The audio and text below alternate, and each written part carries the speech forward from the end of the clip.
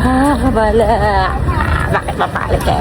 Kareklamo na talaga din Pinoy. Potang mapali, magreklamo la. Potang mumuran, magreklamo la rin. Hello mga soy. Ito nga, at nagpunta nga kami sa kabilang isla. Ay, kabilang isla, kabilang temple pala. Ayan, marami siyang ipinapaliwanag. Pero as usual, andito pa rin ako. Nagbibidyo-video lang. Nagvideo nga kami ng asawa ko dito.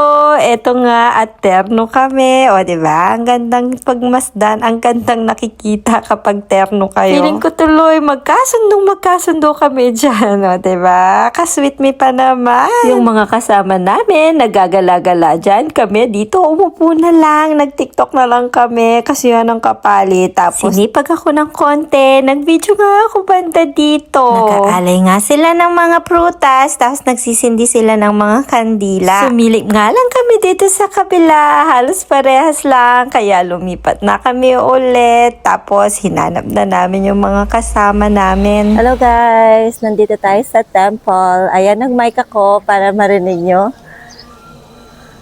Hindi ko alam yung temple na to. Ayan, nag-aano sila. Naglalagay sila ng fruits. Ayan, nag-picture kami kanina dyan. Dito na rin kami nag-tiktok kanina. Ayan, naalis na kami dito. Nakadalawang temple na kami. Ayan, ganyan sila. Yan. Ayan si Jepok, hindi niya ako nakita.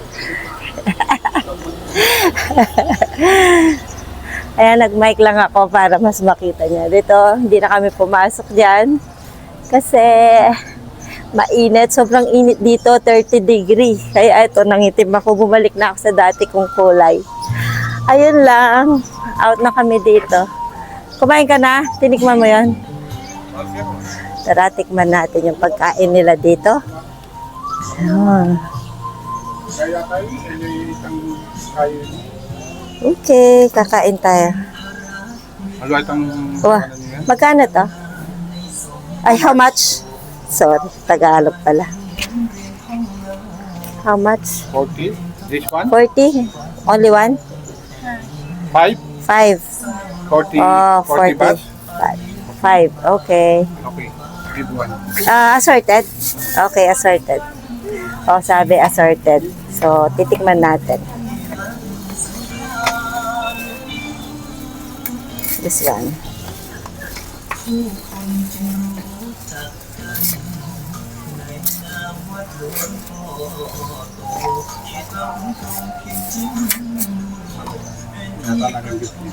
Okay.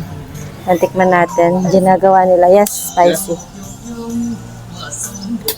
Spicy.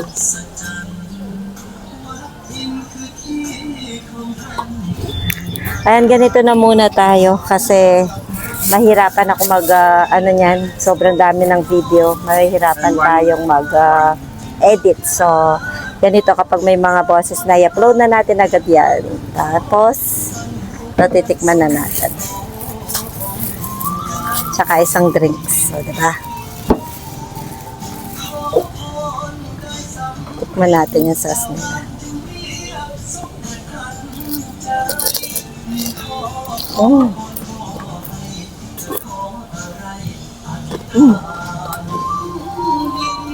Malutong. What? What? No? I eat all the time. Okay. Let's go. Let's go na ka. Ano naman? Sakto lang tayo. Let's go na daw. Ganito talaga pag sumasama ka sa sa tour, may tour guide. Kailangan sumunod ka. May sounds pa. May Buddha doon. Hindi ako nakapagpa-picture. Parang may mani. Ayun o, nag-aalay sila ng mga fruits. Natikman na ako sa fruits nila yung yung melon. Masarap din. Sabi nila masarap daw yung fruits dito. Ayun, sakay na tayo. Tapos kakain.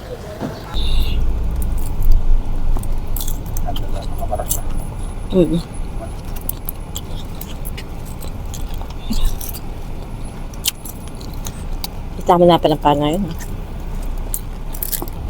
Come on.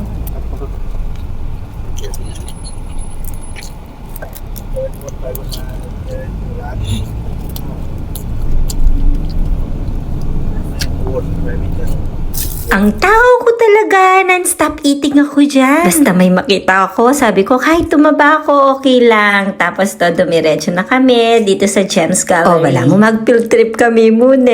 Eto nga, at pinapasok kami dun sa isang room at may pinanood sa amin. Wala mo, manalbe kami muna man sine. Ganun lang naman. Tapos, dumiretso na kami dun sa mga gems nila. Dun sa mga jewelry nila na pwede kang bumili. Pwede din naman mag-video, wag lang itutok sa mga jewelries daw nila. Pero dahil wala kaming balak bumili, kaya lumabas na din kami. At ito ay tinintay na lang namin mga kasama namin dito sa labas. Next destination natin, dito sa Big B. Ang presko nga dito at ang ganda. Tapos si ate girl, ito, pinapaliwanag niya lahat ang tungkol sa B. Ayan o, at hawak-hawak nila. Makatakot din bagya, pero ayan, yan naman managal po. Binibidyoan nga ako ni Jeffok dyan. Ay, nagpa-video pala ako. Eto nga, at pinatry ko nga kay Jeff. Lagay mo daw yan dyan yung kamay mo, tapos hindi ka na siguro hahabulin ng binyan. Takot pa si Jeffox, pero sinabi ko for the content only. Ayan, at sinubukan naman niya. Happy wife, happy life. O, diba? Challenge accepted. Ayan, may lika pa mo, pero binitawan din niya agad. Pinapaliwanag nga nila kung paano ginagawa yung honey, at tapos napakahalaga nga ng honey sa ating katawan. Kaya naman pala, pagdating natin sa loob, madami silang binibenta na gawa sa honey, iba-ibang klase. Pero syempre, isa lang naman yung nabili ko. Ito pang alis daw ng melasma. Pwede rin yung inumin. Maraming benefits daw sa katawan. Kaya ayan, ito na lang yung binili ko. Para may mabili naman tayo. Mga karinin, dami niyang in-explain at dami namin kinain dyan. Ayun lang naman. Next, nagpahatid lang kami dito sa mall. Wag sana kayong magsawang manood. Bye! May asawa pa bang ganito na matyagang maghihintay sa'yo pag namimili ka at tapos siya pa yung magbabayad? Hello mga soy! Nung unang tinanong ako ng asawa ko saan ko gustong pumunta sa Bangkok, Thailand kasi gusto ko lang talagang mamili dito. Kaso nung dumating yung baby farm namin, ayun, ayaw ko nang mamili kasi ang daming gastos kaya noon. Wala talaga kaming balak mamili dito kaso nagpasabay si Gail kaya naman ito kahit papaano, nakabili ako ng pangmelasma ko. Balo mo naman, problema. Ang dami mo ngang mabibili dito at ang mumura pa. Kaso pinipigilan ko talaga yung sarili ko. Tsaka isa pa, yung bagahe namin is 20 kilos lang. Ito nga yung sabon na nirekomenda nilang pampaputi. Balo mo naman, buriko, puti ko. Yung personal ko, ayun, pampaputi lang yung nabili ko at tsaka pampapayat. Basta tinanong ko kung anong magandang pampaputi, pampapayat, yun lang naman. Kaya naman ito yung mga nirekomenda nila. So far, ginagamit ko sila ngayon. Okay naman. Kaya naman, ay gusto ko talagang i-affiliate yan sa TikTok. Tig-iisa lang kasi yung nabili ko. Pang personal lang talaga. Ayan, dahil si Gail sanay na mamili dyan. Kaya naman, ayan yung mga pinabili niya sa akin. Ay nuko, ngayon ko lang nakita. Pati pala paborito kong ref magnet, di ako nakabili. Kapag may hinahawakan kasi ako, sabi ng asawa ko, itangali mabayan. Kaya ayun, hindi na ako talaga pumili. Yung iniisip ko na lang, yung kakainin ko dito sa taas. Nung kumain kami ng mango sticky rice dito sa Pilipinas, ali ko masyado migkaswelo. Pero Kenny, grabe guys, mangga pa lang. Ay, mapapawaw ka na talaga. Grabe, pinatikim nga kami. Ay, taginagad ko sinamal ko 120 baht yapin, pero seli mio. Pero sa labas, ay ating kangakwang 100. Nung minsan nga pauwi kami, nakakuha ko 60 lang. Kasama ko naman, ayan na, si Peking duck daw yan. Pero ako, hindi ko gusto yung lasa. Nag-enjoy talaga ako dito sa mango sticky rice niya. Hindi ko inaasahang mauubos ko talaga yan. Iniiwasan ko talaga yung rice, pero ito, hindi mo talaga maiiwasan.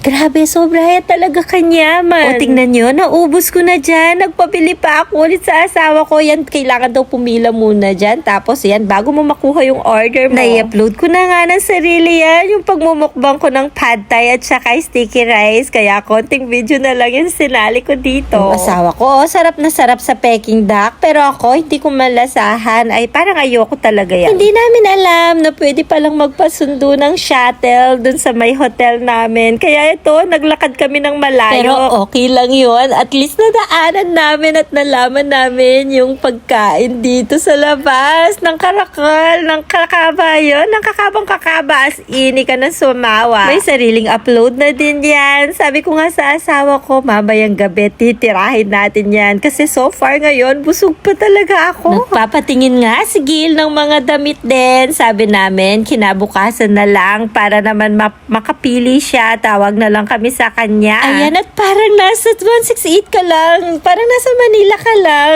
Tignan mo naman, oh, lakad-lakad. Di ba ganyan sa Manila? Parang nasa Baclaran kami at sa Divisoria lang ang peg. Parang sa Pilipinas din, hindi ganun kamahal. Kaya naman makakarami ka talaga. Kung talagang mamimili ka, dahil wala kami ganong bagahe at inaalala ng asawa ko itong binibit-bit niya, mabayat na kanuha, no? Ayan, nakita ko din sa vlog yung 100 Thai baht na yan. Mura daw dyan. Kaya naman nagtanong kami at nag-compare dun sa binagbilhan namin.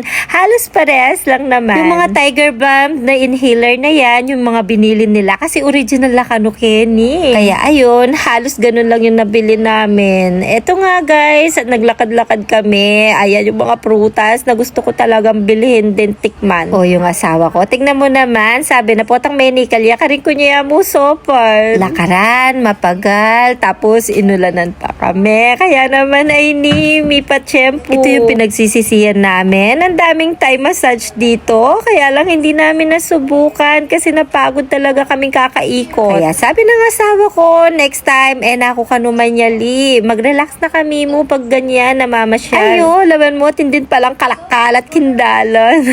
Wala mong pinasbunan. Grabe, sa layo na nilakad namin, yung mga kinain namin, may tagtag na lano ko, mararap na naman yung bili kanini. Tapos hindi pa kami nagpasundo sa shuttle, kaya naman ay ni, sobra kalawit yung nilakad namin kaya dyan. Sa wakas, nasa Tarawish na kami. Ay, wish ko lang makapagpahinga hindi na nga namin natin sinaan. Ayan, at nagpaalam na lang kami sa video call sa kanila. Maraming salamat ulit, Akiyo dyan. Ito, at pagdating nga namin sa hotel, bagong linis, ang bango pa. Tapos nirefill talaga yung mga inumin at ang banyo, nilinis nila at yung mga towel. Yun lang naman.